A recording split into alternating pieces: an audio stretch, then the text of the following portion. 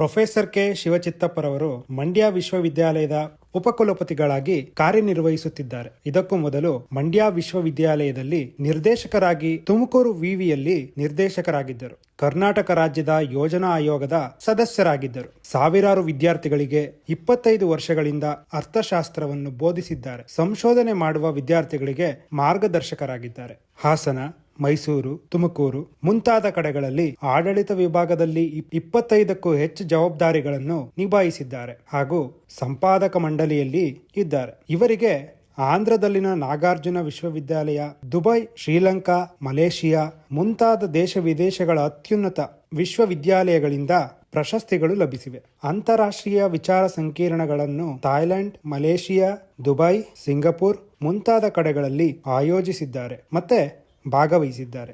60ಕ್ಕೂ ಹೆಚ್ಚು ಪುಸ್ತಕಗಳನ್ನು ರಚಿಸಿದ್ದಾರೆ ಮತ್ತು 30 ಪಠ್ಯ ಪುಸ್ತಕಗಳನ್ನು ರಚಿಸಿದ್ದಾರೆ. ಬನ್ನಿ, ಇಂತಹ ವಿಶೇಷ ವ್ಯಕ್ತಿಯನ್ನು ನಿಮಗೆ ಹೆಮ್ಮೆಯಿಂದ ನಮ್ಮ ಅಮೋಘಂ ಚಾನಲ್ನಲ್ಲಿ ಭೇಟಿ ಮಾಡೋಣ. ವಿಶ್ವದ ಹುಮ್ಮನಸ್ಸಿನ ಎಲ್ಲ ಕನ್ನಡಿಗರಿಗೂ ಅಮೋಘಂ ಚಾನಲ್ಗೆ ಸುಸ್ವಾಗತ. ಇವತ್ತು ನಾವು ಮಂಡ್ಯ ವಿಶ್ವವಿದ್ಯಾಲಯಕ್ಕೆ ಬಂದಿದ್ದೀವಿ. ಇಲ್ಲಿ ನಮ್ಮ ಉಪಕುಲಪತಿಗಳಾದ ಕೆ ಶಿವಚಿತ್ತಪ್ಪ ಸರ್ ಅವ್ರನ್ನ ಭೇಟಿ ಆಗ್ತಿದ್ದೀವಿ. ನಮಸ್ತೆ ಸರ್. ನಮಸ್ಕಾರ. ಅಮೋಘಂ ಚಾನಲ್ನ ಈ ಸಂಚಿಕೆಗೆ ನಿಮಗೆ ಸುಸ್ವಾಗತ ಸರ್. ಧನ್ಯವಾದಗಳು. ಅಮೋಘಂ ಚಾನೆಲ್ ಎಲ್ಲ ಆತ್ಮೀಯ ವೀಕ್ಷಕರಿಗೆ ನಮಸ್ಕಾರ. ಸರ್, ನಾವು ನೋಡಿದ ಹಾಗೇ ಬಹಳ ಎತ್ತರಕ್ಕೆ ಬೆಳೆದಿದ್ದೀರಾ, ಬಹಳ ಉನ್ನತ ಸ್ಥಾನಗಳನ್ನು ಅಲಂಕರಿಸಿದ್ದೀರಾ, ಬಹಳ ಆಡಳಿತಾತ್ಮಕವಾಗಿ ಸ್ಥಾನಗಳನ್ನು ಅಲಂಕರಿಸಿದ್ದೀರಾ ಸರ್ ನೀವು. ಮತ್ತು ನಮ್ಮ ಶಿವಚಿತ್ತಪ್ಪ ಸರ್ ಹೇಗೆ ಅಂದರೆ ಅವರು ಬೋಧನೆಯಲ್ಲಿ 25 ವರ್ಷಗಳನ್ನು ಕಳೆದಿದ್ದಾರೆ. 17 ವರ್ಷಗಳಿಂದ ಅವರು ಮಾರ್ಗದರ್ಶಕರಾಗಿ ಅನೇಕ ಜನರಿಗೆ ಡಾಕ್ಟರೇಟ್ ತಗೊಳ್ಳೋದಕ್ಕೆ ಸಹಾಯ ಮಾಡಿದ್ದಾರೆ. ಸಾವಿರಾರು ಜನ ವಿದ್ಯಾರ್ಥಿಗಳಿಗೆ ಅವರು ಬೋಧನೆಯನ್ನು ಮಾಡಿದ್ದಾರೆ. ದೇಶ ವಿದೇಶಗಳಲ್ಲಿ ಅವರು ಶಿಕ್ಷಣದ ಕಂಪನ್ನು ಹರಿಸಿದ್ದಾರೆ. ಸರ್ ಬಗ್ಗೆ ಸರ್ ಹತ್ರನೇ ನಾವು ಕೆಲವು ವಿಷಯಗಳನ್ನ ಕೇಳಿ ತಿಳ್ಕೊಳ್ಳೋಣ. ಅವರ ಮಾತುಗಳಲ್ಲಿ ಅವರ ಸಾಧನೆಯನ್ನು ಮತ್ತು ಅವರ ಒಂದು ಈ ಅದ್ಭುತ ಪಯಣದ ಒಂದು ಜೀವನ ಕಥನವನ್ನು ನಿಮಗೆ ಉಣಬಡಿಸ್ತಿದ್ದೀವಿ. ಬನ್ನಿ ಕೇಳೋಣ. ಸರ್, ನಿಮ್ಮ ಪರಿಚಯ ಹೇಳಿ ಸರ್. ನಿಮ್ಮ ಪೇರೆಂಟ್ಸ್ ಅಂದರೆ ನಿಮ್ಮ ತಂದೆ ತಾಯಿಗಳು ಯಾರು ಹೇಳಿ? ನಾನು ಮೂಲತಃ ಆಂಧ್ರದ ಗಡಿಭಾಗದಿಂದ ಬಂದವನು. ನನ್ನ ತಂದೆ ಲಿಂಗಪ್ಪನವರು, ತಾಯಿ ಸಣ್ಣಮ್ಮನವರು. ಅವರು ಜನ್ಮ ಕೊಟ್ಟರು. ನಂತರ ನನ್ನ ಶಿಕ್ಷಣವನ್ನು ಮತ್ತು ನನ್ನ ಜೀವನವನ್ನು ಕಟ್ಕೊಂಡಿದ್ದು ನನ್ನ ಅಕ್ಕನ ಮನೆಯಲ್ಲಿ. ಅದು ಶ್ರೀಮತಿ ಲಿಂಗಮ್ಮ ಮತ್ತು ಮಾವರಾದಂಥ ಕೆಂಪಯ್ಯನವರು, ಪಾವಗಡ ತಾಲೂಕು, ಕೃಷ್ಣಗಿರಿ ಗ್ರಾಮ, ತುಮಕೂರು ಜಿಲ್ಲೆ. ನಾನು ಬಾಲ್ಯದಿಂದಲೂ ಕೂಡ ಇಂಗ್ಲೀಷ್ ಮಾಧ್ಯಮದಲ್ಲಿ ಅಧ್ಯಯನ ಮಾಡಬೇಕು, ನನ್ನ ಜೀವನವನ್ನು ಕಟ್ಕೊಳ್ಬೇಕು ಅನ್ನುವಂಥ ಮಹದಾಶೆ ಇತ್ತು. ನಾನೊಬ್ಬನದೇ ಮಹದಾಶೆ ಅಲ್ಲ, ನನ್ನ ಪಾವಗಡ ತಾಲೂಕಿನ ಬಹುತೇಕ ನನ್ನ ಸಹಪಾಠಿಗಳ ಅದು ಉದ್ದೇಶ ಕೂಡ ಆಗಿತ್ತು. ನಾನು 8/8/88ರಂದು ಪ್ರಪ್ರಥಮವಾಗಿ ಪ್ರಥಮ PUCಗೆ ಪಾವಗಡದ ಸಂಯುಕ್ತ ಪದವಿ ಪೂರ್ವ ಕಾಲೇಜಿಗೆ ಇಂಗ್ಲೀಷ್ ಮೀಡಿಯಂ HEPS ಇಂಗ್ಲೀಷ್ ಮೀಡಿಯಮ್ಗೆ ನಾನು ಜಾಯಿನ್ ಆದೆ. ಅದು ಭಾಳ ಅದ್ಭುತವಾಗಿರ್ತಕ್ಕಂಥ ಒಂದು ಉದಾಹರಣೆ ನಿಮಗೆ ಹೇಳಬೇಕು ಅಂತ ನನಗೆ ಅನಿಸುತ್ತೆ. ಶನಿವಾರ ಪ್ರಪ್ರಥಮವಾಗಿ ನಾನು ಫಸ್ಟ್ PUC ಕ್ಲಾಸ್ಗೆ ಹೋಗಿದ್ದು ಶನಿವಾರ. ಅಂದು ಆ ಕಾಲೇಜಿನ ಪ್ರಾಂಶುಪಾಲರಾಗಿರ್ತಕ್ಕಂಥ ಪ್ರೊಫೆಸರ್ ಶಾಂತಮ್ಮನವರು, ಅವರು ನಮ್ಮ ಮಂಡ್ಯ ಜಿಲ್ಲೆಯ ಪಾಲಹಳ್ಳಿಯವರು, ಇಂದಿಗೂ ಕೂಡ ಇದ್ದಾರೆ. ಅವರು ಭಾಳ ಪ್ರೀತಿಯಿಂದ ಮಾತಾಡಿ ನನ್ನ ಶಿಷ್ಯ ಇವತ್ತು ಮಂಡ್ಯ ವಿಶ್ವವಿದ್ಯಾಲಯದ ಕುಲಪತಿಯಾಗಿದ್ದೀನಿ ಅಂತ ತುಂಬ ಪ್ರೀತಿಯಿಂದ ಮಾತನಾಡಿಸಿರು. ಆದರೆ ನಿಜವಾಗ್ಲೂ ಒಬ್ಬೊಬ್ಬ ವಿದ್ಯಾರ್ಥಿಯ ಏಳಿಗೆಯನ್ನು ಬಯಸ್ತಕ್ಕಂಥವರು ತಂದೆ ತಾಯಿಗಳು, ನಂತರ ಗುರುಗಳನ್ನೇ. ಅದಕ್ಕೆ ಹೇಳೋದು ನಾವು, ಗುರುವೆಂಬ ಶ್ರೀಮಂತನಿಗನು ಪರಬ್ರಹ್ಮ ತಾನೆಯಾಗಿಗನು ಅಂತೇಳಿ. ಹಾಗಾಗಿ ಅಲ್ಲಿ ಫಸ್ಟ್ ಕ್ಲಾಸ್ಗೆ ಹೋದೆ. ಒಂದು 10 ನಿಮಿಷ ಲೇಟ್ ಆಯಿತು. ನಮ್ಮ ಊರು ಕನ್ಮೇಡಿಯಿಂದ ಪಾವಗಡಕ್ಕೆ ಹೋಗೋಷ್ಟೊತ್ತಿಗೆ ಅಲ್ಲಿ 8 ಗಂಟೆ ಆಗಿತ್ತು. 8 ಗಂಟೆ ಕ್ಲಾಸ್ ಸ್ಟಾರ್ಟ್ ಆಗ್ತಿತ್ತು. 8:10ಕ್ಕೆ ಹೋದೆ. ಆಗ ನಾನು ಡೋರು ನಾಕ್ ಮಾಡಿದೆ, ಓಪನ್ ಮಾಡಿದ್ರು. ತುಂಬಿತ್ತು ಕ್ಲಾಸ್ ಎಲ್ಲನೂ. ಮೇಡಮ್ ಪಾಠ ಮಾಡ್ತಿದ್ರು, ಪ್ರೊಫೆಸರ್ ಶಾಂತಮ್ಮನವರು. ಗೆಟ್ ಇನ್ ಅಂದರು. ಇಂಗ್ಲೀಷ್ ಮೀಡಿಯಮ್ಮು ಅವತ್ತು ಹೇಳಕ್ಕೆ ಹೇಳಿ ನಾನು ಹೋದೆ. ತುಂಬಿತ್ತು. ನನಗೆ ಆಶ್ಚರ್ಯ ಆಯಿತು, ಅಷ್ಟು ಜನ ಕೂತಿದ್ರು ಎಲ್ಲನೂ. ಕೊನೆ ಸೀಟು ಒಂದು ಖಾಲಿ ಇತ್ತು, ಅಲ್ಲೋಗಿ ಕೂತ್ಕೊಂಡೆ. ಅವ್ರು ಕೂತ್ಕೊಳ್ಳೋಕ್ಕಿಂತ ಮೊದಲು ಕ್ಲೋಸ್ ದ ಡೋರ್ ಅಂತಂದರು. ನನಗೆ ಆ ಭಯದಲ್ಲಿ ನನಗೆ ಅವ್ರು ಹೇಳೋದು ಕೇಳಿಸ್ಲೇ ಇಲ್ಲ. ಆಮೇಲೆ ಕೂತ್ಕೊಂಡೆ. ನಾನು ಪಕ್ಕದಾಗ ಕೂತಿದ್ದವನು, ಕ್ಲೋಸ್ ದ ಡೋರ್ ಅಂದರು ಮೇಡಮು, ನೀನು ಡೋರ್ ಕ್ಲೋಸ್ ಮಾಡಲೇ ಇಲ್ಲ ಅಂತ. ನನಗೆ ಅರ್ಥನೇ ಆಗಲಿಲ್ಲ, ಭಯದಲ್ಲಿ ಕೇಳಿಸ್ಲೇ ಇಲ್ಲ. ಆಮೇಲೆ ಅವರೇ ಕ್ಲೋಸ್ ಮಾಡಿ, ನಾನು ಕ್ಲೋಸ್ ದ ಡೋರ್ ಅಂತೇಳಿ ಕ್ಲೋಸ್ ಮಾಡಬೇಕಲ್ಲ ನೀನು ಅಂದರು. ಹಾಗಾಗಿ ಕ್ಷಮಿಸಿದರು. ಅವ್ರು ಬಹಳಷ್ಟು ಸಮಾಜಶಾಸ್ತ್ರವನ್ನು ಆ ಪಾಠ ಪ್ರವಚನಗಳ ಮಾಡ್ತಾಯಿದ್ರು. ತುಂಬ ಸ್ಟ್ರಿಕ್ಟು ಪ್ರಿನ್ಸಿಪಾಲ್ರಾಗಿದ್ದರು. ಅದೇ ರೀತಿ ಸಿದ್ದಯ್ಯನವರಂತ ಎಕನಾಮಿಕ್ಸ್ ಪಾಠ ಮಾಡ್ತಿದ್ರು, ಇಂಗ್ಲೀಷ್ ಮೀಡಿಯಂ ಪಾಠ. ಆಗ ಪಾವಗಡದ ಅಂದರೆ ಸುತ್ತು ತೆಲುಗು ಪ್ರಾಂತ್ಯದವರಾಗಿದ್ದರಿಂದ ಹೆಚ್ಚು ಇಂಗ್ಲೀಷ್ ಮೀಡಿಯಮ್ಗೆ ಡಿಮ್ಯಾಂಡ್ ಇರ್ತಾಯಿತ್ತು. ಆಗ ಅವರು ಎಕನಾಮಿಕ್ಸ್ ಪಾಠ ಮಾಡುವಾಗ ಬಹಳ ಸೊಗಸಾಗಿ ಅದ್ಭುತವಾಗಿ ರೇಖಾಚಿತ್ರಗಳ ಮೂಲಕವಾಗಿ ಉದಾಹರಣೆಗಳನ್ನು ಕೊಡ್ತಾ ಅವ್ರು ಎಕನಾಮಿಕ್ಸ್ ಪಾಠ ಮಾಡ್ತಿದ್ರು. ಆಗ ನಾನು ಕೂಡ ಎಕನಾಮಿಕ್ಸ್ MA ಮಾಡಬೇಕು ಮತ್ತು ನಾನು ಕೂಡ ಈ PU ಕಾಲೇಜ್ ಲೆಕ್ಚರರ್ ಆಗಬೇಕು ಅಂತ ಆಸೆ ಇತ್ತು. ಆಗ ಓದುವಂಥ ಸಂದರ್ಭದಲ್ಲಿ ಪಾವಗಡದಲ್ಲಿ ಡಿಗ್ರಿ ಕಾಲೇಜು ಪ್ರಾರಂಭ ಆಯಿತು. ಆಗ ಅಲ್ಲಿ ಹೈಸ್ಕೂಲಲ್ಲಿ ಡಿಗ್ರಿ ಪ್ರಾರಂಭ ಆಯಿತು ಅಂತ ಎಲ್ಲ ಮಾತಾಡ್ತಿದ್ರು.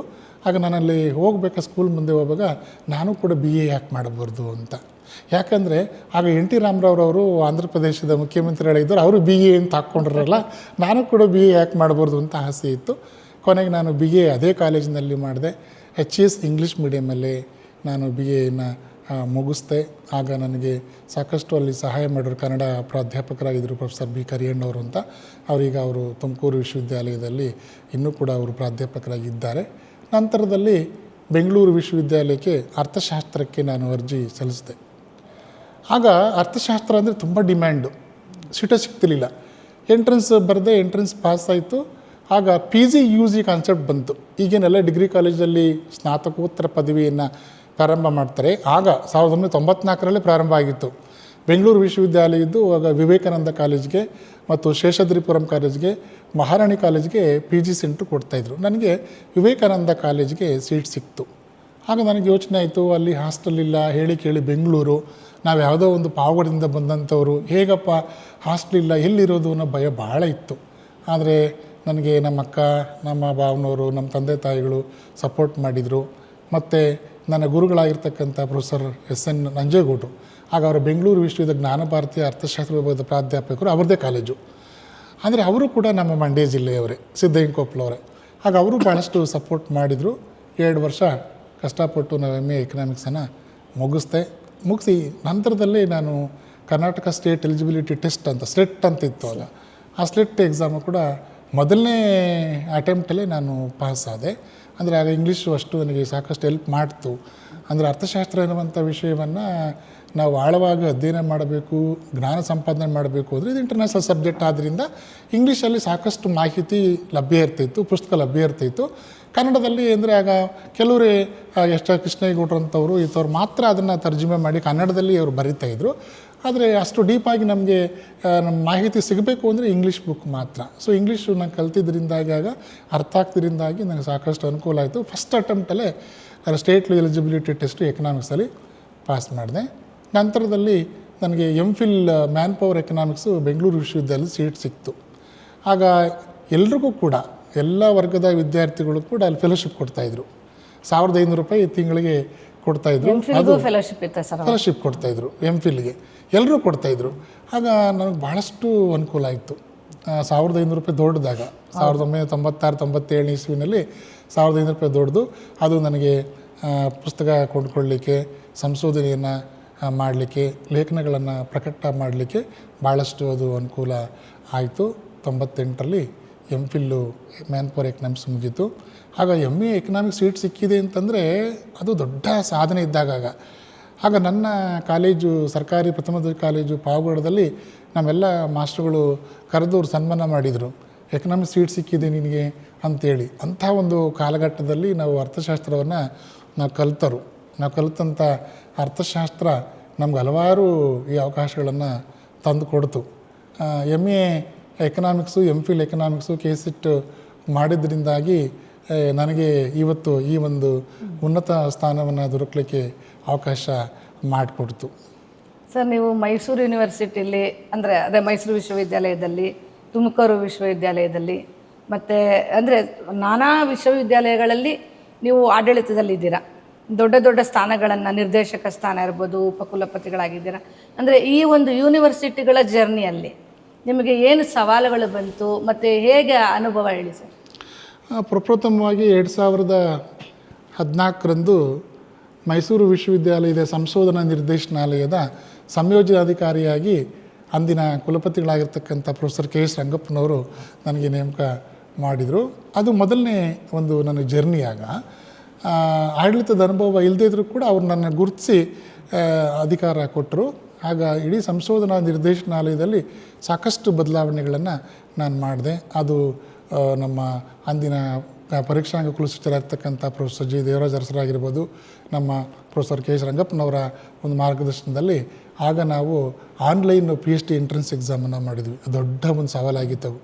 ಇಡೀ ದೇಶದಾದ್ಯಂತ ನಾವೊಂದು 15-20 ಕಡೆ ಸೆಂಟ್ರನ್ನು ಕೊಟ್ಟು ಆಗ PhD ಎಂಟ್ರೆನ್ಸ್ ಎಕ್ಸಾಮನ್ನು TCS ಕಂಪನಿ ಕೊಡೋ ಮೂಲಕ ಮಾಡಿದ್ವಿ. ಅದು ಯಶಸ್ವಿಯಾಗಾಯಿತು. ಯಾವುದೇ ಗೊಂದಲಗಳಾಗದೆ ಭಾಳ ಚೆನ್ನಾಗಿ ಅದು ಎಂಟ್ರೆನ್ಸ್ ಎಕ್ಸಾಮು ನಾವು ಮಾಡಿದ್ವಿ. ಮತ್ತು ಅಲ್ಲಿ ನಾನು ಬ್ರೋಚರ್ ಮಾಡೋ ಮೂಲಕ ಹಲವಾರು ರೀತಿಯಾದಂಥ ನಾವಲ್ಲಿ ಬದಲಾವಣೆಗಳನ್ನು ಮಾಡಿದ್ವಿ. ಅದಿಂದಿಗೂ ಕೂಡ ಈ ಇಡೀ ದೇಶದಾದ್ಯಂತ ಸಂಶೋಧನಾ ಕೇಂದ್ರಗಳು ಕೊಡೋಕ್ಕೆ ಸಹಕಾರಿಯಾಯಿತು. ಮೈಸೂರು ವಿಶ್ವವಿದ್ಯಾಲಯದ ಒಂದು ಘನತೆ ಗೌರವ ಭಾಳಷ್ಟು ಆ ಸಂಶೋಧನೆಯಿಂದ ಹೆಚ್ಚಿತು. ನಂತರದಲ್ಲಿ 2014 ಅಂದೇ 1-2 ತಿಂಗಳಲ್ಲೇ ಕರ್ನಾಟಕ ರಾಜ್ಯ ಸರ್ಕಾರದಿಂದ ನನಗೆ ರಾಜ್ಯ ಯೋಜನಾ ಮಂಡಳಿಯ ಸದಸ್ಯರಾಗಿ ಅವಕಾಶ ಬಂತು. ಈಗ ಅದು ರಾಜ್ಯ ಯೋಜನಾ ಆಯೋಗ ಅಂಥೇಳಿ ಈಗ ಬದಲಾವಣೆ ಆಗಿದೆ. ಆಗ 2014ರಿಂದ 2018ರವರೆಗೆ ನಾವು ವಿಧಾನಸೌಧದಲ್ಲಿ ರಾಜ್ಯ ಯೋಜನಾ ಮಂಡಳಿಯ ಹಲವಾರು ಮೀಟಿಂಗ್ಗಳಲ್ಲಿ ನಾನು ಭಾಗವಹಿಸಿ ಹಲವಾರು ಜನಪ್ರಿಯವಾದಂಥ ಕಾರ್ಯಕ್ರಮಗಳು ಏನು ಮಾನ್ಯ ಮುಖ್ಯಮಂತ್ರಿಗಳು ಇವತ್ತೇನಿದ್ದಾರೆ ಸಿದ್ದರಾಮಯ್ಯಂದ್ರೆ ಅವತ್ತು ಕೂಡ ಮುಖ್ಯಮಂತ್ರಿಗಳಾಗಿದ್ದರು.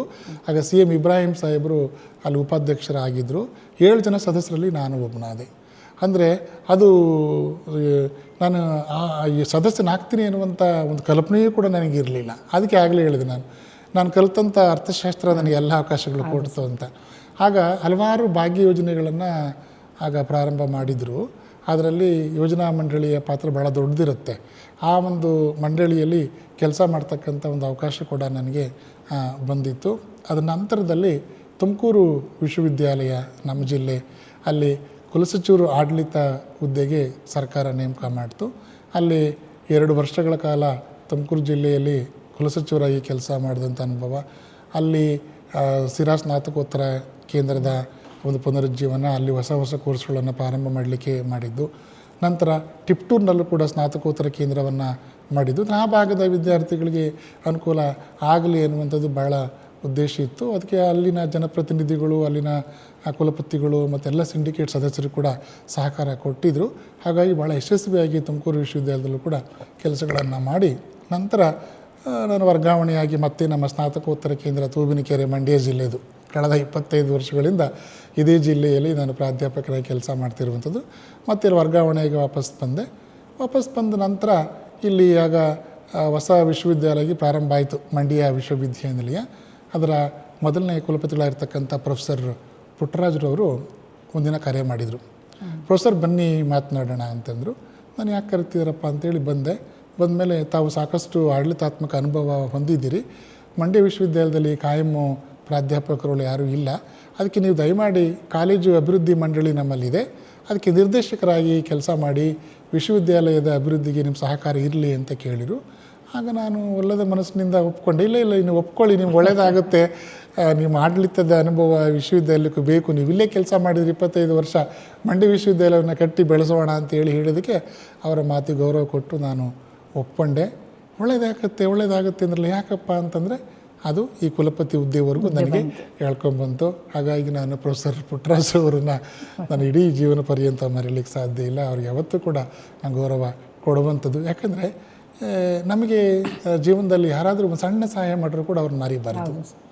ನಾವು ಏಳಿಗೆಗೆ ಶ್ರಮಿಸಿದಂಥ ಎಲ್ಲರೂ ಕೂಡ ಅವರನ್ನು ಯಾರು ನೆನೀತಾರೆ ಅವ್ರು ಖಂಡಿತವಾಗ್ಲೂ ಅವರು ಉನ್ನತ ಸ್ಥಾನಕ್ಕೆ ಹೋಗ್ತಾರೆ ಅನ್ನುವಂಥದ್ದು. ಅದಕ್ಕೆ ನಾನು ಮೊದಲಿಂದನೂ ಕೂಡ ಆ ಥರದ ಒಂದು ಗೌರವ ಭಾವದಿಂದನೇ ನಾನು ಬಂದಿರತಕ್ಕಂಥವನು. ಹಾಗಾಗಿ ಪ್ರೊಫೆಸರ್ ಪುಟ್ಟರಾಜರವರ ಸಹಕಾರದಿಂದಾಗಿ ನಾನು ಇವತ್ತು ಈ ವಿಶ್ವವಿದ್ಯಾಲಯದ ಕುಲಪತಿಗಳಾಗಿ ನಾನು ಕೆಲಸ ನಿರ್ವಹಿಸ್ತಾ ಇದ್ದೀನಿ. ಸರ್, ನೀವು ದೇಶ ವಿದೇಶಗಳಲ್ಲಿ ನೀವು ಸೆಮಿನಾರ್ಗಳಲ್ಲಿ ಭಾಗವಹಿಸಿದ್ದೀರಾ, ನೀವೇ ಕೆಲವು ಸಮ್ಮೇಳನಗಳನ್ನು ಸಂಯೋಜಿಸಿದ್ದೀರಾ. ನಿಮ್ಮ ಈ ವಿದೇಶದ ಅನುಭವ ಮತ್ತು ದೆಹಲಿಯಲ್ಲಿ ಸುಮಾರು ಕಡೆ ಮಾಡಿದ್ದೀರಲ್ಲ ಸರ್, ನೀವು ಅದ್ರ ಬಗ್ಗೆ ಸ್ವಲ್ಪ ಹೇಳಿ ಸರ್. ಮೇಡಮ್, ಒಳ್ಳೆಯ ಪ್ರಶ್ನೆನೇ. ಈಗ ಪ್ರಾಧ್ಯಾಪಕನಾದವನಿಗೆ ಅಧ್ಯಯನ, ಅಧ್ಯಾಪನ, ಸಂಶೋಧನೆ ಬಹಳ ಮುಖ್ಯ.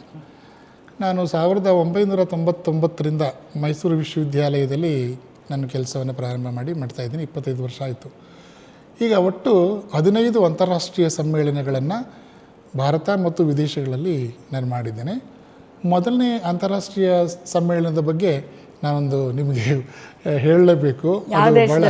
ಅದು ಮಲೇಷಿಯಾ 2010ರಲ್ಲಿ ನಾನು ಮಲೇಷಿಯಾಗೆ ಒಂದು 20 ಜನ ನಮ್ಮ ಸೌತ್ ಇಂಡಿಯನ್ಸ್ನ ಎಲ್ಲ ಟೀಚರ್ಸ್ನ ಕರ್ಕೊಂಡು ಹೋದೆ. ಕೋಲಾಲಂಪುರದಿಂದ ಒಂದು 25 ಕಿಲೋಮೀಟ್ರ್ ದೂರದಲ್ಲಿ ಪುತ್ರಜಯ ಅಂತ ಇದೆ. ಅಲ್ಲಿ ಯೂನಿವರ್ಸಿಟಿ ಪುತ್ರ ಮಲೇಷಿಯಾ ಅಂತ UPM ಅಂತ, ಅಲ್ಲಿ ಅಂತಾರಾಷ್ಟ್ರೀಯ ಸಮ್ಮೇಳನ community empowerment and sustainable development ಅಂತ ನನ್ನ ಪೇಪರು ಕೂಡ ಆಯ್ಕೆಯಾಗಿತ್ತು, ಪ್ರೆಸೆಂಟ್ ಮಾಡಬೇಕಿತ್ತು. 9 ಗಂಟೆಗೆ ನಾವು ಹೇಳಿ ಕೇಳಿ ಗೊತ್ತಲ್ಲ, ಇಂಡಿಯಾದವರು ಸ್ವಲ್ಪ ಸಮಯ 9-9:30 ಹೋಗೋದು ಹಂಗೆಲ್ಲ ಮಾಡುವಂಥದ್ದು. 9:30 ಆಯ್ತು ಅಷ್ಟೊತ್ತಿಗೆ ಯಾರೂ ಇರಲೇ ಇಲ್ಲ ಅಲ್ಲಿ. ಏನಪ್ಪ, ಒಂದು ದೊಡ್ಡ ಬ್ಯಾನರ್ ಇಲ್ಲ, ಹರತರು ಇಲ್ಲ, ಏನಿಲ್ಲ, ಈಗ ಕಾನ್ಫರೆನ್ಸ್ ಇದೆಯೋ ಇಲ್ವಾ, ಮುಂದಕ್ಕೆ ಹಾಕಿದಿರೋ ಅನ್ನುವಂಥ ಒಂದು ನನಗೆ ಅನುಮಾನ ಕಾಡ್ತಾಯಿತ್ತು. ಆ ಕಡೆ ಓಡಾಡ್ತಿದ್ವಿ. ಒಬ್ಬರು ಎತ್ತರದ ಮನುಷ್ಯ ಸೂಟ್ ಹಾಕೊಂಡು ಬಂದರು. Hello, good morning, I think you are from India ಅಂತಂದರು. ಹೌ ಡು ಯು ನೋ ಅಂದರೆ, ಯು ಆರ್ ಕಮಿಂಗ್ ಲೇಟ್ ನಾ ಅಂದರು. ಹಾಗಾಗಿ ನನಗೆ ಭಾಳ ಅದು ಬೇಸರ ಆಯಿತು, ಏನಪ್ಪ ಅರ್ಧ ಗಂಟೆ ಲೇಟ್ ಆಯಿತು ಅಂತ. ನಮ್ಮಲ್ಲಿ 9 ಗಂಟೆ ಅಂದರೆ 9:30 10 ಗಂಟೆ ಆಗುತ್ತೆ ಪ್ರಾರಂಭ ಆಗೋದು. ಅಲ್ಲಿ 9 ಗಂಟೆಗೆ 8:45 ಜನ ಇರ್ತಾರೆ. ಮೇಡಮ್ ಒಳಗಡೆ ಹೋಗ್ತೀವಿ, 45 ದೇಶದ ಜನ, ಫುಲ್ಲು ಹಾಲ್ ತುಂಬಿದೆ. ಆ ದೇಶದ ಪ್ರೆಸಿಡೆಂಟು ಬಂದು ಇನಾಗ್ರೇಷನ್ ಅಡ್ರೆಸ್ ಮಾಡ್ತಾ ಇದ್ದಾರೆ. ನಾವು ಎಂಟ್ರ ತಕ್ಷಣ ಎಲ್ಲ ನಮ್ಮನ್ನೇ ನೋಡಿದರು. ಆಗ ನಿಧಾನಕ್ಕೆ ಕೂತ್ಕೊಂಡ್ವಿ. ಕೂತ್ಕೊಂಡ ತಕ್ಷಣ ಅವರು ಅಧ್ಯಕ್ಷರು ಮಾತನಾಡಿ ಹೋದ್ಮೇಲೆ ಇವ್ರು ಏನಿದ್ರು ನಾನು ಕರ್ಕೊಂಡು ಹೋದ್ರಲ್ಲ ಅಲ್ಲಿ ಒಳಗಡೆ ಬಂದು, ಅವರು ಜಫ್ರಿ ಫರ್ನಾಂಡಿಸ್ ಅಂತ ಹೇಳಿರೋ ಹೆಸರು. ಅವರು ಪದೇ ಬಂದು ಬಂದು ಮಾತಾಡ್ತಾರೆ. Sir, you are from India, India is my mother country ಅಂತ. So far I never visited India. ನನ್ನ ತಂದೆ ತಾಯಿಗಳು, my ancestors have come from India only. ಎಲ್ಲಿ ಅಂದೆ, ಕೊಯಂಬತ್ತೂರು, ತಮಿಳ್ನಾಡು. ನಾನು ಇದುವರೆಗೂ ಇಂಡಿಯಾಗೆ ನಾನು ಬಂದೇ ಇಲ್ಲ. ಆದ್ರೆ ನಾವು ಇಂಡಿಯಾದವರು ನಮ್ಮ ಮದರ್ ಕಂಟ್ರಿ ಬಂದಿದ್ದಾರೆ ಅಂತೇಳಿ ಎಷ್ಟು ಚೆನ್ನಾಗಿ ಅವರು ಮಾತನಾಡ್ಸಿರು ಅಂತಂದರೆ, 2 ದಿನ ಭಾಳ ಚೆನ್ನಾಗಿ ಎಲ್ಲಿ ಉಳ್ಕೊಂಡಿದ್ದೀರಾ, ಏನು ಎತ್ತ ಅಂತ ಭಾಳ ಅಭಿಮಾನದಿಂದ ಮಾತನಾಡಿರು. ಆಗ ನಾನು ಇಂಡಿಯಾಗೆ ಬರ್ತೀನಿ ಅಂದರು. ನಾನು ಆವಾಗ ಇಂಡಿಯಾಗೆ ಅವ್ರನ್ನ ಕರ್ಕೊಂಡ್ಬಂದು ಮೈಸೂರು ಯೂನಿವರ್ಸಿಟಿ ಒಂದು ಕಾನ್ಫರೆನ್ಸ್ ಮಾಡಿದೆ. ತಾವು ಬಂದಿರೋ ಅನ್ಸುತ್ತೆ ಕಾನ್ಫರೆನ್ಸ್ಗೆ. ಆಗ ಅವರು 3-4 ಡೇಸ್ ಇದ್ದು ಇಲ್ಲಿ ಇಂಡಿಯಾದಲ್ಲಿ ಕಲ್ಚರು, ನಮ್ಮ ಟ್ರೆಡಿಷನಲ್ಲಿ ನೋಡಿ ಭಾಳ ಆನಂದದಿಂದ ಹೋದರು. ಇವತ್ತು ಕೂಡ ಅವ್ರು ನನ್ನ ಜೊತೆ ಸಂಪರ್ಕದಲ್ಲಿದ್ದಾರೆ. ಅವರು ಜಾಯಿಂಟು ವೆಂಚರಾಗಿ ಸೆಮಿನಾರ್ ಮಾಡುವಂಥದ್ದು, ಅಥವಾ ಅಲ್ಲಿ ಸಂಶೋಧನಾ ಪ್ರಬಂಧಗಳನ್ನು ಮಂಡಿಸಿ ನನಗೆ ಕಳಿಸುವಂಥದ್ದು, ನಾನು ಅವ್ರಿಗೆ ಈ ಥರದ ಒಂದು ಸಂಬಂಧಗಳು ಇವತ್ತು ಕೂಡ ಇದೆ. ಅವತ್ತೇನಿಸ್ತು, ನಾವು ಯಾವತ್ತೂ ಕೂಡ ಈ ಥರದ ಒಂದು ಕಾರ್ಯಕ್ರಮಗಳಿಗೆ ನಾವು ಲೇಟಾಗಿ ಹೋಗಬಾರ್ದು, ಸಮಯ ಪಾಲನೆ ಭಾಳ ಮುಖ್ಯ ಅಂತೇಳಿ. ಎಲ್ಲರೂ ಬಂದಿದ್ದಾರೆ, ನಾವೇ ಲೇಟಾಗಿ ಹೋಗಿದ್ದು ಅಂತ. ಅವತ್ತಿಂದ 9 ಗಂಟೆ ಅಂದರೆ ನಾನು 8:15 8:30ಗೆ ಹೋಗಿ ಕೂತ್ಕೊಳ್ಳುವಂಥದ್ದು ಪರಿಪಾಠಿದೆ. ನಮ್ಮ ಜೊತೆ ಬಂದರೆ ಎಲ್ಲರೂ ಕೂಡ ಅವರು ಅವತ್ತು ಅದೊಂದು ಪಾಠ ಆಯಿತು ನಮಗೆ. ಅದು ಮೊದಲನೇ ಅಂತಾರಾಷ್ಟ್ರೀಯ ನನಗೆ ಸಮ್ಮೇಳನ ಆಗಿತ್ತು. ಅದು ದೇಶದಿಂದ ಹೊರಗೆ. ದೇಶದ ಒಳಗೆ ನಾವು ಸಾಕಷ್ಟು ವಿಶ್ವವಿದ್ಯಾಲಯಗಳ ಸಹಕಾರದೊಂದಿಗೆ ಹಲವಾರು ವಿಷಯಗಳನ್ನು ಕುರಿತು ನಾವು ಅಂತಾರಾಷ್ಟ್ರೀಯ ಸಮ್ಮೇಳನ ಮಾಡಿದ್ದೀನಿ. ಅದು ಸಾಕಷ್ಟು ನಮ್ಮ ಅಧ್ಯಾಪಕರಿಗೆ, ಸಂಶೋಧಕರಿಗೆ ಅನುಕೂಲ ಆಗ್ತದೆ. ಕಂಟಿನ್ಯೂಸ್ ಇನ್ನೂ ಕೂಡ ಈಗ ನಾವು ಮಾಡ್ತಾಯಿದ್ದೀವಿ. ನಾನು ಮಂಡ್ಯ ವಿಶ್ವವಿದ್ಯಾಲಯದ ಕುಲಪತಿ ಆದಮೇಲೆ 2 ಅಂತಾರಾಷ್ಟ್ರೀಯ ಸಮ್ಮೇಳನಗಳನ್ನು ನಮ್ಮ ಇದೇ ಕ್ಯಾಂಪಸ್ನಲ್ಲಿ ಮಾಡಿದೆ. ಒಂದು 15 ದೇಶದ ಪ್ರತಿನಿಧಿಗಳು ಇಲ್ಲಿ ಭಾಗವಹಿಸಿದರು. ಮಲೇಷಿಯಾ ಆಗಿರ್ಬೋದು, ಮತ್ತು ಇಂಡೋನೇಷ್ಯಾ ಆಗಿರ್ಬೋದು, ಯುನೈಟೆಡ್ ಸ್ಟೇಟ್ಸ್ ಆಫ್ ಅಮೆರಿಕಾ ಆಗಿರ್ಬೋದು, ಆಫ್ಘಾನಿಸ್ತಾನ ಆಗಿರ್ಬೋದು, ಮತ್ತು ಸೌತ್ ಆಫ್ರಿಕಾ ಆಗಿರ್ಬೋದು, ಕುವೈತ್ ಆಗಿರ್ಬೋದು, ಹೀಗೆ ಸುಮಾರು ದೇಶದಿಂದ ಅವ್ರದ್ದೇ ಆದಂಥ ಸ್ವಂತ ವೆಚ್ಚದಲ್ಲಿ ಬಂದಿರುವಂಥದ್ದು. ನಾನು ಅವ್ರಿಗೆ ಹೇಳಿದೆ, ನಮ್ಮದು ವಿಶ್ವವಿದ್ಯಾಲಯ ಇದು ಹೊಸದು, ನಮ್ಮಲ್ಲಿ ಇನ್ನೂ ಕೂಡ ಅಷ್ಟೊಂದು ಆಂತರಿಕ ಸಂಪನ್ಮೂಲ ದಂಧೆ ನಡೆಸ್ತಾ ಇರೋದು, ಆರ್ಥಿಕ ಸದೃಢತೆ ಇಲ್ಲ, ನೀವೇ ಬನ್ನಿ ನಿಮ್ಮ ದುಡ್ಡಲ್ಲಿ ಅಂದರೆ ಅವ್ರು ಒಪ್ಕೊಂಬಿಟ್ಟು ಅವ್ರ ದುಡ್ಡಲ್ಲಿ ಅವ್ರ ಖರ್ಚಲ್ಲೇ ಬಂದು ನಮ್ಮ ಕಾನ್ಫರೆನ್ಸು ಮಾಡಿಕೊಟ್ರು. ನನಗೆ ನಿಜವಾಗ್ಲೂ ಕೂಡ ಅದು ಭಾಳ ಒಳ್ಳೆ ಒಂದು ಸಂಶೋಧನಾ ಕಮ್ಮಟ ಅಂತ ಅನ್ನಿಸ್ತು. ಈ ಭಾಗದ ನಮ್ಮ ವಿದ್ಯಾರ್ಥಿಗಳಿಗೆ, ಸಂಶೋಧಕರಿಗೆ, ಅಧ್ಯಾಪಕರಿಗೆ ಆ ಒಂದು ಸಮ್ಮೇಳನದ ಸಾಕಷ್ಟು ಅನುಕೂಲ ಆಯಿತು ಮೇಡಮ್. ಸರ್, ನೀವು ಮಲೇಷ್ಯಾ ಬಿಟ್ಟು ಇನ್ನೂ ಯಾವ್ಯಾವ ದೇಶಗಳಿಗೆ ಹೋಗಿದ್ರಿ ಸರ್? ಇಂಡೋನೇಷ್ಯಾದಲ್ಲಿ, ಮತ್ತು ವಿಯೆಟ್ನಾಮಲ್ಲಿ, ಮತ್ತು ಥೈಲ್ಯಾಂಡಲ್ಲಿ, Cambodia, Malaysia, Singapore, Sri Lanka, U A ಇನಲ್ಲಿ ದುಬಾಯಿ, ಶಾರ್ಜಾ ಮತ್ತು ಅಬುದಾಬಿ. ಈ ದುಬಾಯಿನಲ್ಲಿ ಎಲ್ಲ ಶಿಕ್ಷಣ ಸಂಸ್ಥೆಗಳು ಒಂದೇ ಕಡೆ ಇರುವಂಥದ್ದು. ನಾನು 2021ರಲ್ಲಿ ದುಬೈಗೆ ಹೋಗಿದ್ದಾಗ ಅಲ್ಲಿ ಬಿಟ್ಸ್ ಪಿಲಾನಿ ಕ್ಯಾಂಪಸ್ ಅಂತ ಮೇಡಮ್, ದೊಡ್ಡದು ಒಂದು 500-600 ಎಕರೆಯಲ್ಲಿ ದೊಡ್ಡ ಕ್ಯಾಂಪಸ್ಸು. ಅಲ್ಲಿ ಅಂತಾರಾಷ್ಟ್ರೀಯ ಸಮ್ಮೇಳನ ಮಾಡಿದರು. ಅಲ್ಲಿ ನಾನು ನೋಡ್ತೀನಿ 30-40% ನಮ್ಮವರು ಇದ್ದಾರೆ. ಕನ್ನಡಿಗರಿದ್ದಾರೆ. ನನಗೆ ಭಾಳ ಖುಷಿಯಾಯಿತು. ಅವ್ರು ಭಾಳ ಪ್ರೀತಿಯಿಂದ ಕರೆದು, ಸರ್ ನಿಮ್ಮ ಮಕ್ಕಳಿಗೆ ಇಂಗ್ಲೀಷ್ ಎಲ್ಲ ಚೆನ್ನಾಗಿ ಹೇಳಿಕೊಟ್ಟು ಕಳಿಸಿ, ಇಲ್ಲಿ ಒಳ್ಳೆ ಸಂಬಳ ಇದೆ. UAEನಲ್ಲಿ ನಮಗೆ ಅದು ವಿಶೇಷವಾಗಿ ನಮ್ಮ ಸೌತ್ ಇಂಡಿಯಾದ ಕರ್ನಾಟಕದ ವಿದ್ಯಾರ್ಥಿಗಳಿಗೆ ಭಾಳಷ್ಟು ಉದ್ಯೋಗ ಅವಕಾಶಗಳಿವೆ ಅಂತೇಳಿ ಹೇಳಿದರು. ಈಗಲೂ ಕೂಡ ಅವ್ರು ನನಗೆ ಆಗಾಗ ಕರೆ ಮಾಡಿ ಹೇಳ್ತಾರೆ.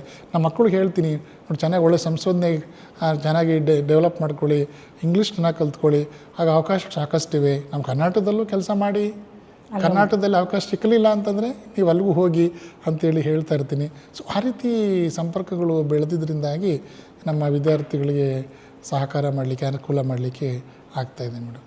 ಈ ರೀತಿ ಅಂತರ್ದೇಶೀಯ ಜಾಗತಿಕ ಮಟ್ಟದಲ್ಲಿ ನೀವು ಈ ರೀತಿ ಸೆಮಿನಾರ್ಗಳಲ್ಲಿ ಭಾಗವಹಿಸಿದ್ರಿಂದ ನಿಮಗೆ ಒಂದು ಸಾಂಸ್ಕೃತಿಕ ಮೌಲ್ಯಗಳ ವಿನಿಮಯ ತುಂಬ ಚೆನ್ನಾಗಾಗಿದೆ. ಖಂಡಿತ. ಈ ಆರ್ಥಿಕತೆ ಇರ್ಬೋದು ಅಥವಾ ವಿದ್ಯಾರ್ಥಿಗಳ ಶೈಕ್ಷಣಿಕ ವಿಷಯಗಳಿರ್ಬೋದು. ಹೌದು. ಈಗ ಒಡಂಬಡಿಕೆ ಮಾಡ್ಕೊಳ್ಳಿಕ್ಕೆ ಈಗ ಯಾವುದೇ ಒಂದು ವಿಶ್ವವಿದ್ಯಾಲಯವನ್ನು ನಾವು ಅಂತಾರಾಷ್ಟ್ರೀಯ ಮಟ್ಟಕ್ಕೆ ಬೆಳೆಸಬೇಕು ಅಂತಂದರೆ ಆ ರೀತಿಯ ಒಂದು ಒಡಂಬಡಿಕೆಗಳು ಭಾಳ ಮುಖ್ಯ ಆಗುತ್ತೆ. ನಾನು ಕುಲಪತಿಯಾಗಿ 1 ವರ್ಷ ಕಳೆದಿದೆ. ಈ 1 ವರ್ಷದ ಅವಧಿಯಲ್ಲಿ ನಾನು ಹಲವಾರು ಶಿಕ್ಷಣ ಸಂಸ್ಥೆಗಳ ಜೊತೆ, ಸಂಶೋಧನಾ ಕೇಂದ್ರಗಳ ಜೊತೆ ಒಡಂಬಡಿಕೆಯನ್ನು ಮಾಡಿಕೊಂಡು MOU ಮೆಮೊರಂಡಮ್ ಆಫ್ ಅಂಡರ್ಸ್ಟ್ಯಾಂಡಿಂಗು. ಅದರಲ್ಲಿ ಭಾಳ ಮುಖ್ಯವಾಗಿ NSHM ನಾಲೆಡ್ಜ್ ಕ್ಯಾಂಪಸ್ ಕೋಲ್ಕತ್ತಾದಲ್ಲಿ ಫಸ್ಟು ನಾವು MOUಯನ್ನು ಮಾಡಿಕೊಂಡ್ವಿ. ಅಲ್ಲಿರ್ತಕ್ಕಂಥ ಎಲ್ಲ ನಮ್ಮ ಪ್ರಾಧ್ಯಾಪಕರು ನಮ್ಮ ವಿಶ್ವವಿದ್ಯಾಲಯಕ್ಕೆ ಬಂದು ಅವರು ತಮ್ಮ ಎಕ್ಸ್ಪರ್ಟೀಸನ್ನು ಇನ್ವಯ ಮಾಡಿಕೊಂಡ್ರು. ಸೆಮಿನಾರ್ಗಳಲ್ಲಿ ಮತ್ತು ಕ್ಲಾಸ್ಗಳಲ್ಲಿ ವಿದ್ಯಾರ್ಥಿಗೆ ಅನುಕೂಲ ಆಗುವಂತೆ, ನಮ್ಮ ಟೀಚರ್ಸ್ಗೆ ಅನುಕೂಲವಾಗುವಂತೆ ಅದು ಒಂದು. ಎರಡನೇದು, ಮುಂಬೈನ ವರ್ಲ್ಡ್ ಟ್ರೇಡ್ ಸೆಂಟರ್ ಜೊತೆನೂ ಕೂಡ ನಾವು ಒಡಂಬಡಿಕೆಯನ್ನು ಮಾಡ್ಕೊಂಡಿದ್ದೀವಿ. ಅವರಿಗೆ ಅಲ್ಲೇನು ಅಂತಾರಾಷ್ಟ್ರೀಯ ಮಟ್ಟದ ಈ ಟ್ರೇಡ್ ಸಂಬಂಧಪಟ್ಟಂಥ ವಿಷಯಗಳಿರ್ತವೆ, ಎಕನಾಮಿಕ್ಸು, ಕಾಮರ್ಸು ಮತ್ತು ಮ್ಯಾನೇಜ್ಮೆಂಟ್ ಸಂಬಂಧಪಟ್ಟು ಅದರಲ್ಲೂ ಕೂಡ ಈಗ ಮಂಡ್ಯ ವಿಶ್ವವಿದ್ಯಾಲಯ ಸಹಭಾಗಿಯನ್ನು ಮಾಡಿದೆ. ಮತ್ತು ನಮ್ಮ ಮಲ್ಟಿ ಲಿಂಗ್ವಿಸ್ಟಿಕ್ ಯೂನಿವರ್ಸಿಟಿ ಆಂಧ್ರದಲ್ಲಿದೆ, ದ್ರವಿಡಿಯನ್ ಯೂನಿವರ್ಸಿಟಿ ಅಂತ. ಅದು ಭಾಷೆಗೆ ಸೀಮಿತವಾಗಿರ್ತಕ್ಕಂಥ ವಿಶ್ವವಿದ್ಯಾಲಯ. ಹಾಗಾಗಿ ನಮ್ಮ ಸರ್ಕಾರದ ಪಾತ್ರನೂ ಕೂಡ ಅಲ್ಲಿದೆ. ಹಾಗಾಗಿ ಆ ವಿಶ್ವವಿದ್ಯಾಲಯದ ಜೊತೆನೂ ಕೂಡ ಒಡಂಬಡಿಕೆ ಮಾಡಿಕೊಂಡಿರೋದ್ರಿಂದ ನಾವು ಜಂಟಿಯಾಗಿ ಒಂದು ಸಮ್ಮೇಳನ ಮಾಡಿದ್ವಿ. ಅದರ ಕುಲಪತಿಗಳು ಕೂಡ ಕಳೆದ ಅಂತಾರಾಷ್ಟ್ರೀಯ ಸಮ್ಮೇಳನಕ್ಕೆ ಭಾಗವಹಿಸಿದರು. ಮತ್ತು ಇಂಡಿಯನ್ ಚಾರ್ಟರ್ಡ್ ಇನ್ಸ್ಟಿಟ್ಯೂಟ್ ಅಂತ ಮುಂಬೈಯಲ್ಲಿದೆ, ಆ ಸಂಸ್ಥೆ ಜೊತೆ ಕೂಡ ನಾವು ಒಡಂಬಡಿಕೆ ಮಾಡ್ಕೊಂಡಿದ್ವಿ. ಅದರಿಂದ ನಮ್ಮ ವಿಶ್ವವಿದ್ಯಾಲಯದ ಕಾಮರ್ಸ್ ವಿದ್ಯಾರ್ಥಿಗಳಿಗೆ, ಮ್ಯಾನೇಜ್ಮೆಂಟ್ ವಿದ್ಯಾರ್ಥಿಗಳಿಗೆ, ಎಕನಾಮಿಕ್ಸ್ ವಿದ್ಯಾರ್ಥಿಗಳಿಗೆ ಭಾಳಷ್ಟು ಅನುಕೂಲ ಆಗುತ್ತೆ. ಅವರ ಮುಂದೆ ಸಂಶೋಧನೆ ಮಾಡಲಿಕ್ಕೆ ಅಥವಾ ಉದ್ಯೋಗವನ್ನು ಪಡ್ಕೊಳ್ಳಿಕ್ಕೆ ಆಗುತ್ತೆ. ಸೊ ಈ ರೀತಿಯ ಒಡಂಬಡಿಕೆಗಳನ್ನ ಮಾಡಿಕೊಳ್ಳಲಿಕ್ಕೆ ನಮ್ಮ ಮಂಡ್ಯ ಜಿಲ್ಲೆಯ ಜನಪ್ರತಿನಿಧಿಗಳು, ಭಾಳ ಮುಖ್ಯವಾಗಿ ನಮ್ಮ ಶಾಸಕರಾಗಿರ್ತಕ್ಕಂಥ ರವಿಕುಮಾರ್ ಗೌಡರು ಮತ್ತು MLC ಆಗಿರ್ತಕ್ಕಂಥ ಮಧುಜಿ ಮಾದೇಗೌಡರ ಸಹಕಾರ ಭಾಳಷ್ಟು ಇದೆ. ಅದರ ಜೊತೆಗೆ ನಮ್ಮ ಜಿಲ್ಲಾ ಉಸ್ತುವಾರಿ ಸಚಿವರಾಗಿರ್ತಕ್ಕಂಥ ಚಲುವರಾಯಸ್ವಾಮಿರವರು ಕೂಡ ಮಂಡ್ಯ ವಿಶ್ವವಿದ್ಯಾಲಯದ ಅಭಿವೃದ್ಧಿಗೆ ಭಾಳಷ್ಟು ಅವರು ಸಹಕರಿಸ್ತಿದ್ದಾರೆ. ಜೊತೆಗೆ ನಮ್ಮಲ್ಲಿ ಮಂಡ್ಯದಲ್ಲಿ ಒಳ್ಳೊಳ್ಳೆ ಬುದ್ಧಿಜೀವಿಗಳಿದ್ದಾರೆ. ಅಲ್ಲಿ ಭಾಳ ಮುಖ್ಯವಾಗಿ ಕರ್ನಾಟಕ ಸಂಘದ ಅಧ್ಯಕ್ಷರಾಗಿರ್ತಕ್ಕಂಥ ಡಾಕ್ಟರ್ ಜಯಪ್ರಕಾಶ್ ಗೌಡರು, ಅವರೆಲ್ಲ ಸ್ನೇಹಿತರು ಕೂಡ ನಮ್ಮ ಮಂಡ್ಯ ವಿಶ್ವವಿದ್ಯಾಲಯದ ಶೈಕ್ಷಣಿಕ ಅಭಿವೃದ್ಧಿಗೆ ಸಹಕರಿಸ್ತಿದ್ದಾರೆ. ನಮ್ಮೆಲ್ಲರ ಒಂದು ಸಹಕಾರದೊಂದಿಗೆ ವಿಶ್ವವಿದ್ಯಾಲಯದಲ್ಲಿ ಶೈಕ್ಷಣಿಕ ಅಭಿವೃದ್ಧಿಯನ್ನು ಕಳೆದ 1 ವರ್ಷದಿಂದ ನಾನು ಮಾಡ್ತಾಯಿದ್ದೀನಿ. ಮುಂದೆ ಏನು ಯೋಜನೆಗಳನ್ನು ಮಾಡ್ಕೊಂಡಿದ್ದೀರಾ ಸರ್? ಇನ್ನೂ ಏನಾದರೂ ಯೋಜನೆಗಳಿದೆಯಾ? ಅಂದರೆ ನಿಮ್ಮ ಅಧಿಕಾರಾವಧಿಯಲ್ಲಿ ನಿಮಗೆ ಒಂದು ರೀತಿ ಏನೋ ಒಂದು ಕನಸು ಇರುತ್ತಲ್ಲ, ಈ ಥರ ಒಂದು ಮಾಡೋಣ. ಹೌದು, ಅದರ ಬಗ್ಗೆ ನಾನು ನಿಮ್ಗಾಗಲೇ ಹೇಳಿದಾಗೆ 1999ರಿಂದ ನಾನು ಮಂಡ್ಯ ಜಿಲ್ಲೆಯಲ್ಲಿ ಕೆಲಸ ಮಾಡ್ತಿದ್ದೀನಿ. ಈ ಮಂಡ್ಯ ಜಿಲ್ಲೆಯ ಋಣ ನನಗೆ ಬಹಳಷ್ಟು ಇದೆ. ಅದು ದೇವರು ಕೊಟ್ಟಂಥ ವರದಿಂದ ನಾನು ಇವತ್ತು ಈ ಮಂಡ್ಯ ಜಿಲ್ಲೆಯ ಅತ್ಯುನ್ನತವಾಗಿರ್ತಕ್ಕಂಥ ಒಂದು ಹುದ್ದೆ ಅಂದರೆ ಕುಲಪತಿ ಹುದ್ದೆ ಮಂಡ್ಯ ವಿಶ್ವವಿದ್ಯಾಲಯದ್ದು. ಹಾಗಾಗಿ ಮಂಡ್ಯ ವಿಶ್ವವಿದ್ಯಾಲಯದ ಅಭಿವೃದ್ಧಿಗೆ ಸಾಕಷ್ಟು ನಾನು ಕನಸು ಕಂಡಿದ್ದೇನೆ ಮೇಡಮ್. ಅದರಲ್ಲಿ ಈಗಾಗಲೇ ನಾನೀಗ MBA ಮತ್ತು MCA course, MBA MCA course ಇಲ್ಲಿರಲಿಲ್ಲ. AICT ಅಪ್ರೂವಲ್ ತಂದು MBA MCA ಕೋರ್ಸನ್ನು ತಂದಿದ್ದೀವಿ. ಈಗ ಸರ್ಕಾರದ ಅನುಮೋದನೆಗೆ ಬರೆದಿದ್ದೀವಿ. ಅದು ಬಂದ ಕೂಡಲೇ ನಾವೀಗ ಪ್ರಾರಂಭ ಮಾಡ್ತೀವಿ. ವೆರಿ ಸೂನ್, ಈ ತಿಂಗಳು ಮುಂದಿನ ತಿಂಗಳಲ್ಲೂ ಪ್ರಾರಂಭ ಮಾಡ್ತೀವಿ. ಅದರಿಂದ ನಮ್ಮ ಮಕ್ಕಳಿಗೆ ಭಾಳಷ್ಟು ಅನುಕೂಲ ಆಗುತ್ತೆ MBA MCA ಬರೋದರಿಂದ. ಒಂದು ಇನ್ನು ಎರಡನೇದು, ಈಗಾಗಲೇ 3 ಸಂಶೋಧನಾ ಅಧ್ಯಯನ ಸಂಶೋಧನಾ ಕೇಂದ್ರನ ಕಳೆದ ಅಕಾಡೆಮಿಕ್ ಕೌನ್ಸಿಲ್ ಸಿಂಡಿಕೇಟಲ್ಲಿ ನಾವು ಅನುಮೋದನೆ ಪಡ್ಕೊಂಡು ಈಗ ಪ್ರಾರಂಭ ಮಾಡಿದ್ದೀವಿ.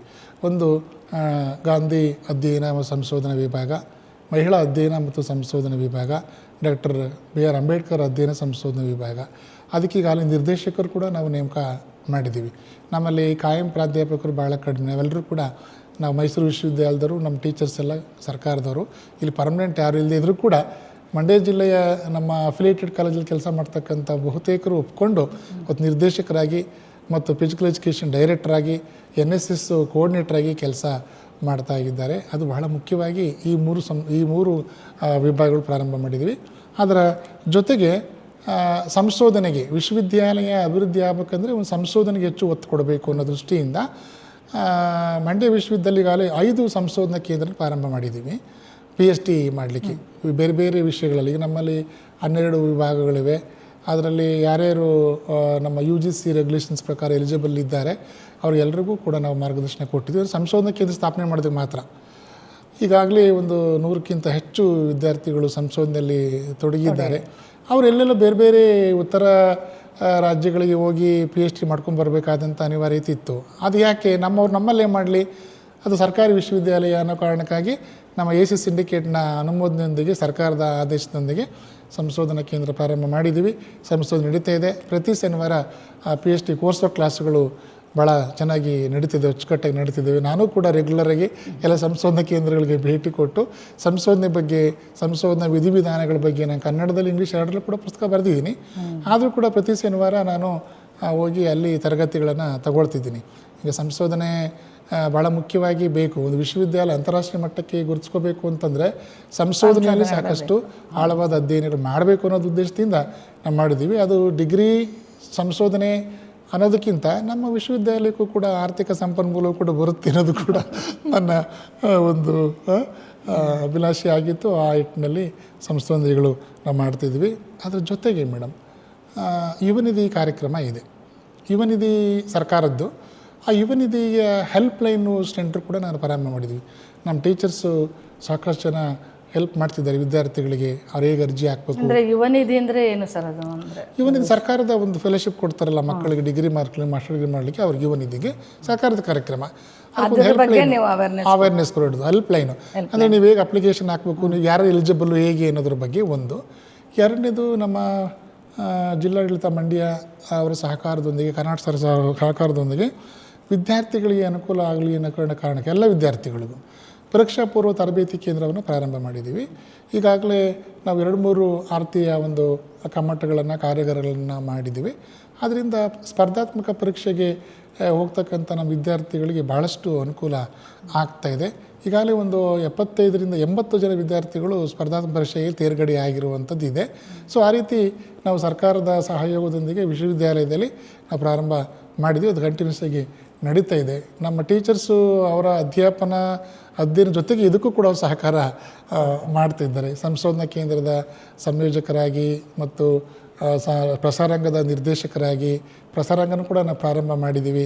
ಈಗ ಪ್ರಸಾರಾಂಗದ ಮೂಲಕವಾಗಿ ನಾವು ಕೆಲವು ನಿಯತಕಾಲಿಕೆಗಳನ್ನು ಕೂಡ ಈಗ ತರೋ ಪ್ರಯತ್ನ ಮಾಡ್ತಿದ್ವಿ. ನಮ್ಮ ಕಲೀಗವರು ಪ್ರೊಫೆಸರ್ S. ಚಂದ್ರಕಿರಣ್ ಅಂತೇಳಿ ಅವರು ಪ್ರಸಾರಾಂಗ ನಿರ್ದೇಶಕರಾಗಿ ಕೆಲಸ ಮಾಡ್ತಾರೆ, ಕನ್ನಡ ಪ್ರಾಧ್ಯಾಪಕರು. ಈಗ ಅವರು ಆಲ್ರೆಡಿ ಅದಕ್ಕೆ ಬೇಕಾಗಿರ್ತಕ್ಕಂಥ ಎಲ್ಲ ಸಿದ್ಧತೆಗಳನ್ನು ಮಾಡ್ಕೊಂಡಿದ್ದಾರೆ. ನಮ್ಮ ವಿದ್ಯಾರ್ಥಿಗಳು, ಸಂಶೋಧಕರು ಅವರೇನು ಸಂಶೋಧನೆ ಮಾಡಿರ್ತಾರೆ ಆ ರೀತಿ ಲೇಖನಗಳನ್ನು ಕನ್ನಡದಲ್ಲಿ ಮತ್ತು ಇಂಗ್ಲೀಷ್ನಲ್ಲಿ 2 ಲೇಖನಗಳನ್ನು ಕೂಡ ನಾವೇ ಪ್ರಕಟ ಮಾಡಬೇಕು. ನಮ್ಮ ವಿಶ್ವವಿದ್ಯಾಲಯದ ವತಿಯಿಂದಲೇ ಅದನ್ನು ಪ್ರಕಟಿಸಬೇಕು ಅನ್ನುವಂಥ ನಿರ್ಧಾರವನ್ನು ಮಾಡಿ ಈಗ ಅದನ್ನು ಪ್ರಸಾರಾಂಗವನ್ನು ಪ್ರಾರಂಭ ಮಾಡಿರುವಂಥದ್ದು. ಅದ್ರ ಜೊತೆಗೆ ನಮ್ಮಲ್ಲಿ ಆ್ಯಪಲ್ ಲರ್ನಿಂಗ್ ಲ್ಯಾಬ್ ಅಂತಿದೆ. ಭಾಳ ದೊಡ್ಡ ಒಂದು ಲ್ಯಾಬು. ಪ್ರೊಫೆಸರ್ ಪುಟ್ಟರಾಜು ಸರ್ ಕುಲಪತಿಗಳಿದ್ದಾಗ ಅದು ಲೈಬ್ರರಿನಲ್ಲಿ ಸಪ್ರೇಟ್ ಲ್ಯಾಬನ್ನು ಸೆಟಪ್ ಮಾಡಿದ್ದಾರೆ. ಅಲ್ಲಿ ನಮ್ಮ BCA ಮಕ್ಕಳಿಗೆ ಅನುಕೂಲ ಆಗೋ ರೀತಿಯಲ್ಲಿ ಆ್ಯಪಲ್ ಲರ್ನಿಂಗ್ ಲ್ಯಾಬ್ ಅಂತೇಳಿ ಅವರು ಅದು ಹೊಸ ಒಂದು ಕಂಪ್ಯೂಟರ್ಗಳನ್ನು ಅಲ್ಲಿ ಇನ್ಸ್ಟಾಲ್ ಮಾಡೋ ಮೂಲಕ ಮಕ್ಕಳಿಗೆ ತರಬೇತಿ ಕೊಟ್ಟು ಸರ್ಟಿಫಿಕೇಟ್ ಕೂಡ ಕೊಟ್ಟಿದ್ದಾರೆ. ಆಗ BCA ಮಕ್ಕಳಿಗೆ ಅದು ಆ ಲರ್ನಿಂಗ್ ಲ್ಯಾಬಿಂದ ಕೊಟ್ಟು extra curriculum activity, skill based ಅವರಿಗೆ ಭಾಳಷ್ಟು ಉದ್ಯೋಗಕ್ಕೆ ಪೂರಕವಾಗಿರ್ತಕ್ಕಂಥದ್ದನ್ನು ಅವ್ರು ಮಾಡಿದ್ದಾರೆ. ಅದು ಭಾಳ ಚೆನ್ನಾಗಿದೆ. ನಮ್ಮ ವಿಶ್ವವಿದ್ಯಾಲಯ ಹೊಸದಾದರೂ ಕೂಡ ಆ ರೀತಿ ಒಂದು ಸೆಟಪ್ಪು, ಲೈಬ್ರರಿ ಕೂಡ ಭಾಳ ಎಕ್ವಿಪ್ ಆಗಿ ಅದು ಮಾಡಿರುವಂಥದ್ದು ಕಾಣ್ತೀವಿ. ಮತ್ತು ವಿಶ್ವವಿದ್ಯಾಲಯದಲ್ಲಿ ಬ್ಯಾಂಕ್ ಸೌಲಭ್ಯ ಇರಲಿಲ್ಲ. ನಮ್ಮ ಮಕ್ಕಳು 2 ಕಿಲೋಮೀಟ್ರ್ 3 ಕಿಲೋಮೀಟ್ರ್ ನಡ್ಕೊಂಡು ಹೋಗ್ಬೇಕಿತ್ತು ಅಲ್ಲಿ ಚಲನ್ ಕಟ್ಟಲಿಕ್ಕೆ ಕ್ಯೂ ನಿಂತ್ಕೊಂಡು. ಅದನ್ನ ಅರಿತು ನಾನು ಇಂಡಿಯನ್ ಬ್ಯಾಂಕು ಒಂದು ಎಕ್ಸ್ಟೆನ್ಷನ್ ಕೌಂಟ್ರನ್ನ ಪ್ರಾರಂಭ ಮಾಡಿದ್ದೀವಿ ಇಲ್ಲಿ. ನೀವು ಗಮನಿಸಿರ್ಬೋದು, ಇಲ್ಲಿ ಎಂಟ್ರೆನ್ಸಲ್ಲಿ ಇಂಡಿಯನ್ ಬ್ಯಾಂಕು ಎಕ್ಸ್ಟೆನ್ಷನ್ ಕೌಂಟ್ರ್ ಇದೆ. ಹಾಗಾಗಿ ನಮ್ಮ ಮಕ್ಕಳೆಲ್ಲ ಇಲ್ಲೇ ಫೀಸು ಕಟ್ತಾರೆ. ಸಮಯ ಅವಕಾಶ ಬೇಕೇ ಬೇಕು. ಆ ರೀತಿ ಒಂದಿದೆ. ಇನ್ನು ಹಾಸ್ಟೆಲ್ ಸೌಲಭ್ಯಗಳು ನಮ್ಮಲ್ಲಿಲ್ಲ. ಅದನ್ನು ಪ್ರಾರಂಭ ಮಾಡ್ತೀವಿ ಮುಂದಿನ ದಿನಗಳಲ್ಲಿ. ಮತ್ತು ಕ್ಯಾಂಟೀನ್ ಇತ್ತು. ಈ ಕ್ಯಾಂಟೀನ್ ಕೂಡ ಪುನರುಜ್ಜೀವನ ಮಾಡುವ ಕೆಲಸ ಮಾಡಿದ್ದೀವಿ. ಅದರ ಜೊತೆಗೆ ನಮ್ಮಲ್ಲಿ ಗೆಸ್ಟ್ ಹೌಸು ಒಂದು ಹೊಸದಾಗಿ ಪ್ರಾರಂಭ ಮಾಡಿದ್ದೀವಿ. ಅಂದರೆ ಹಳೆ ಬಿಲ್ಡಿಂಗ್ ಇತ್ತು, ಅದನ್ನೇ ಪುನರುಜ್ಜೀವನಗೊಳಿಸಿ ಕಾವೇರಿ ಅತಿಥಿಗೃಹ ಅಂತಲೂ ಕೂಡ ಅದನ್ನೀಗ ಪ್ರಾರಂಭ ಮಾಡಿದ್ದೀವಿ. ಹೀಗೆ ಎಲ್ಲ ಜನಪ್ರತಿನಿಧಿಗಳ ಸಹಕಾರದೊಂದಿಗೆ ನಮ್ಮ ಇಡೀ ಆಡಳಿತ ವರ್ಗ, ಕುಲಸಚಿವರು, ಮೌಲ್ಯಮಾಪನ, ಹಣಕಾಸು ಅಧಿಕಾರಿಗಳು, ನಮ್ಮೆಲ್ಲ ಸಿಂಡಿಕೇಟು, ಅಕಾಡೆಮಿಕ್ ಕೌನ್ಸಿಲ್ ಸದಸ್ಯರ ಎಲ್ಲರ ಸಹಕಾರದೊಂದಿಗೆ ವಿಶ್ವವಿದ್ಯಾಲಯವನ್ನು ಅಭಿವೃದ್ಧಿಗೊಳಿಸುವ ಪ್ರಯತ್ನದಲ್ಲಿ ಇದ್ದೇವೆ. ನಮ್ಮ ಮನೆಯವರು ಡಾಕ್ಟರ್ ಭಾಗ್ಯಮ್ಮ ಅಂತ ನಮ್ಮ ಅಕ್ಕನ ಮಗಳೇ, ಅವರು ಕೂಡ MA sociology, PhD sociology Mysuru ವಿಶ್ವವಿದ್ಯಾಲಯದಲ್ಲಿ ಪೂರ್ಣಗೊಳಿಸಿ ಇಂದು ಅವರು ಕರ್ನಾಟಕ ರಾಜ್ಯ ಮುಕ್ತ ವಿಶ್ವವಿದ್ಯಾಲಯದಲ್ಲಿ ಸಮಾಜಶಾಸ್ತ್ರ ವಿಭಾಗದಲ್ಲಿ ಅವರು ಸಹಾಯಕ ಪ್ರಾಧ್ಯಾಪಕರಾಗಿ ಕಾರ್ಯವನ್ನು ನಿರ್ವಹಿಸ್ತಾ ಇದ್ದಾರೆ. ಇಬ್ಬರು ಮಕ್ಕಳು, ಮಗ MSc ಫಿಸಿಕ್ಸ್ ಮಾಡಿ ಈಗ ಅವನು MBA ಆರ್ಟಿಫಿಷಿಯಲ್ ಇಂಟೆಲಿಜೆನ್ಸ್ ಜೈನ್ ಯೂನಿವರ್ಸಿಟಿಲಿ ಮಾಡ್ತಿದ್ದೀನಿ. ಅದ್ರ ಜೊತೆಗೆ UPSC IAS ಎಕ್ಸಾಮಿಗೆ ಕೂಡ ಅವನು ಈಗ ಟ್ರೈ ಮಾಡ್ತಾ ಇದ್ದಾನೆ. ಮತ್ತು ಮಗಳು BCom CA ಅವರು ರೇವಾ ಯೂನಿವರ್ಸಿಟಿ ಬೆಂಗಳೂರಿನಲ್ಲಿ ವಿದ್ಯಾಭ್ಯಾಸ ಮಾಡ್ತಾ ಇದ್ದಾಳೆ. ಸರ್, ಕೊನೆಯದಾಗಿ ಇಂದಿನ ಯುವಜನಾಂಗಕ್ಕೆ, ವಿದ್ಯಾರ್ಥಿಗಳಿಗೆ ನಿಮ್ಮ ಕಿವಿ ಮಾತು ಸರ್. ವಿದ್ಯಾರ್ಥಿಗಳು ಬದಲಾಗುತ್ತಿರುವ ಜಾಗತಿಕ ಮಟ್ಟದಲ್ಲಿದ್ದಾರೆ. ಇದು ಸ್ಪರ್ಧಾತ್ಮಕ ಯುಗ. ಸ್ಪರ್ಧೆಗೆ ನಾವು ಒಗ್ಗಬೇಕು ಅಂದರೆ ನಮ್ಮನ್ನು ತೊಡಗಿಸಬೇಕು. ಈಗ ಸ್ಪರ್ಧೆಗೆ ಅಂದರೆ ನಾವು ಆಳವಾದ ಅಧ್ಯಾಪನ ಜೊತೆಗೆ ಅವರು ಈ ಸ್ಪರ್ಧಾತ್ಮಕ ಪೈಪೋಟಿಗೆ ಒಗ್ಗಬೇಕಂತ ಅನಿವಾರ್ಯತೆ ತುಂಬ ಇದೆ. ಯಾರು ಪೈಪೋಟಿಯ ಸಾಮರ್ಥ್ಯವನ್ನು ಹೊಂದಿರ್ತಾರೆ ಅವರು ತಮ್ಮ ಮುಖ್ಯವಾಹಿನಿಗೆ ಬರಲಿಕ್ಕೆ ಅವಕಾಶ ಆಗುತ್ತೆ. ಪೈಪೋಟಿಯಲ್ಲಿ ಹಿಂದುಳಿದ್ರೆ ಅವರು ಮುಖ್ಯವಾಹಿನಿಯಿಂದ ಹೊರದೂಡಲ್ಪಡುವರು ಅಂತ ನಾನೊಂದು ಆರ್ಟಿಕಲ್ ಕೂಡ ಬರೆದಿದ್ದೆ.